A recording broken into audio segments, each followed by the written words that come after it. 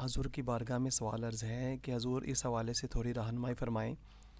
کہ بہت سی باتیں مشہور ہیں آپ کو لے کر کے کہ آپ اپنے سوا کسی کو سنی نہیں سمجھتے، تو اس حوالے سے تھوڑی رہنمائی فرمائیں کہ ایسی کیا وجہ ہے کہ تمام علماء کرام، تمام مفتیان کرام آپ سے خفا رہتے ہیں اور ناراض رہتے ہیں اس حوالے سے کہ آپ اپنے علاوہ کسی کو بھی مسلمان یا سنی نہیں سمجھتے، تو ایسی کیا بات ہے؟ اس حوالے سے تھوڑی وضاحت فرما دیجیے۔ گزارش ہے ویسے کہ پہلی گل ہے میری ضد تو نہیں بچیا، پہلے لکھنا بکواس، یہ لکھنا بکواس ہے، میری ضد تو نہیں، شریعت تو نہیں پہ بچنا، میں شریعت دے شکنجے وچ کسنا، میں اپنی ذاتی ضد نہیں رکھنا کسی نال، میں شریعت دے شکنجے وچ کسنا، میں اپنی ذاتی ضد نہیں رکھنا کسی نال، مینوں خدا نہ بخشے جے میری ذاتی ضد ہوگی کسی نال،